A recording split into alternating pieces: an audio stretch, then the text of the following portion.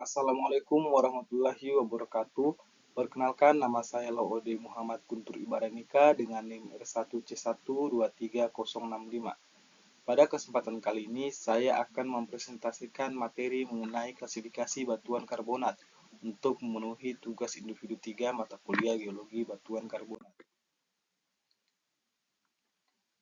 Baik, konteks pada presentasi kali ini yaitu yang pertama pengantar batuan karbonat, yang kedua klasifikasi Volk 1962, selanjutnya klasifikasi Dunham 1962,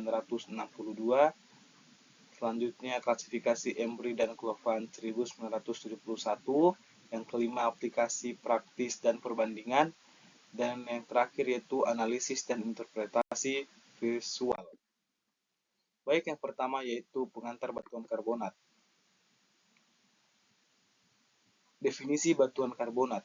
Batuan karbonat adalah batuan yang tersusun sebagian besar oleh mineral karbonat, yang dimana mineral karbonatnya lebih dari 50%. Komponen utama biasanya berasal dari sisa-sisa organisme laut atau proses kimiawi di lingkungan akuatik. Contoh umumnya itu termasuk batu kapur atau limestone dan dolomit yang sering digunakan dalam konstruksi dan industri. Baik, selanjutnya yaitu pentingnya batuan karbonat dalam geologi, yaitu sebagai aplikasi perminyakan, batuan karbonat berfungsi sebagai reservoir utama dalam hidrokarbon karena porositas dan permeabilitasnya yang sering tinggi. Selanjutnya itu rekam lingkungan, analisis isotop dan karbon oksigen dalam batuan karbonat dapat memberikan wawasan tentang kondisi iklim, purba, dan perubahan lingkungan.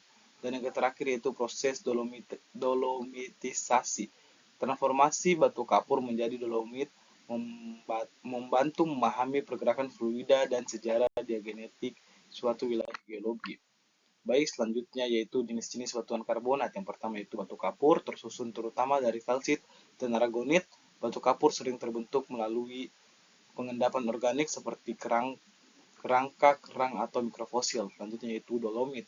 Mengandung proporsi signifikan dari mineral dolomit, sering terbentuk melalui proses kimia seperti dolomitisasi yang mengubah batu kapur asli. Dan yang terakhir itu perbedaan struktur.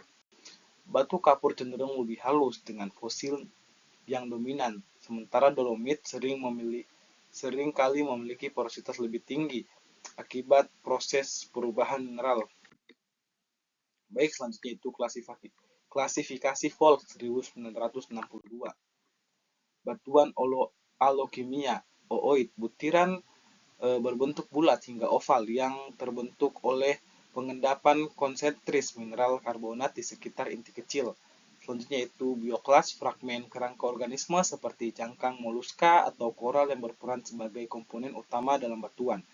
Dan yang terakhir yaitu peloid, partikel karbonat mikroskopis berbentuk bulat yang tidak memiliki struktur internal yang jelas, biasanya berasal dari aktivitas organisme. Batuan ortokimia, yaitu pertama itu ada mikrit, matriks karbonat yang sangat halus, seringkali mendominasi batuan karbonat dengan tekstur yang kompak dan homogen. Dan selanjutnya itu ada sparit, yaitu kristal karbonat kristal karbonat kasar yang terbentuk karena rekristalisasi yang menggantikan mikrit, memberikan tekstur yang lebih berkilau. Baik, contoh dengan visual yaitu sayatan tipis. Diagram mikroskopis memperlihatkan struktur butiran ooid, bioklas, dan matriks mikrit untuk mendukung identifikasi komposisi. Yaitu yang selanjutnya itu gambar lapangan, foto formasi geologi batuan karbonat yang menggambarkan fitur mikroskopis seperti lapisan dan struktur sedimen. Selanjutnya itu klasifikasi Dunham 1962. Yang pertama itu ada batu batas, karakteristik tekstur ditandai oleh batasan yang jelas antara matriks dan klastik. Yang kedua yaitu formasi geologis, muncul dari proses sedimentasi dalam lingkungan laut dangkal. Dan yang terakhir itu penggunaan utama, sering digunakan dalam industri konstruksi sebagai bahan dasar. Baik, selanjutnya itu ada Wexstone dan Paxton. Backstone yaitu mengandung lebih dari 10% butiran dalam matriks lempung karbonat. Sebagian besar butirannya tetap terendam dalam matriks halus, dan backstone yaitu memiliki lebih banyak butiran dibandingkan matriks dengan kontrak antar butiran yang mulai terlihat tetapi tetap menunjukkan pengendapan di lingkungan energi rendah. Baik, selanjutnya itu klasifikasi Embry dan Clovan 1971. Itu yang pertama, batuan kerangka terumbu karang.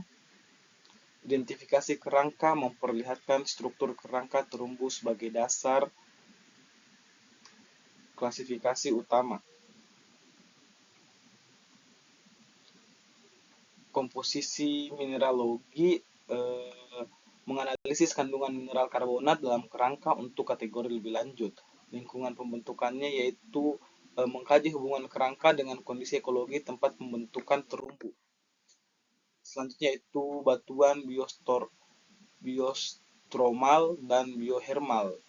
Biostromal yaitu batuan karbonat berlapis tipis yang terbentuk dalam lingkungan laut dangkal besar, terutama karena organisme seperti alga atau krustasea kecil yang menyebar luas.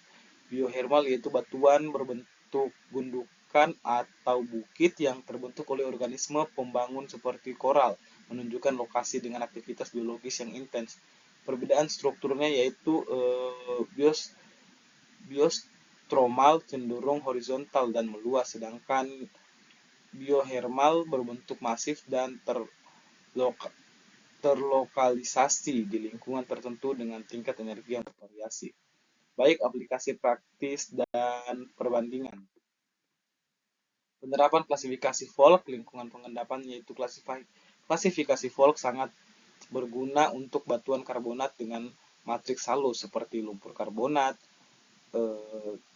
karena berfokus pada komposisi mineral dan proporsi fragmen kerangka. Selanjutnya itu ada analisis komposisi. Sistem ini memungkinkan identifikasi dominasi fragmen seperti kuarsa atau fosil, memberikan wawasan mendalam tentang sumber material sedimen dan lingkungan geologi. Selanjutnya itu penerapan klasifikasi dan HAM. Sedimentologi, klasifikasi dan HAM dipakai untuk menentukan tekstur sedimen karbonat berdasarkan kadar matriks lumpur dan ikatan antar fragmen, membantu memahami dinamika lingkungan pengendapan.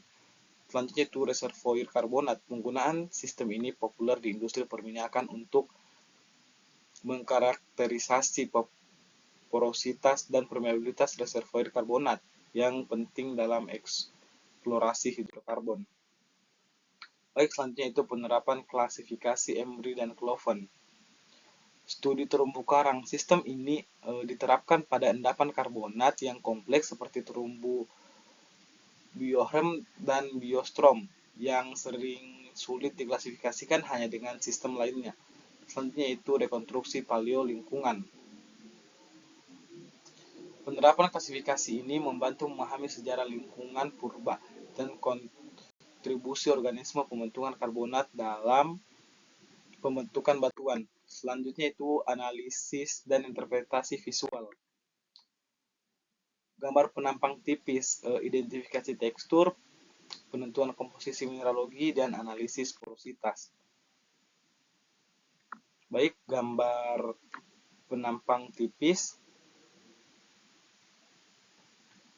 memahami kebutuhan pengembangan sosial ekonomi menyesuaikan dengan strategi pengembangan nasional dan regional untuk memenuhi kebutuhan hidup penduduk dan perkembangan industri. Baik, itulah pemaparan dari saya. Kurang dan lebihnya mohon dimaafkan. Wabillahi taufiq wal hidayah. Wassalamualaikum warahmatullahi wabarakatuh.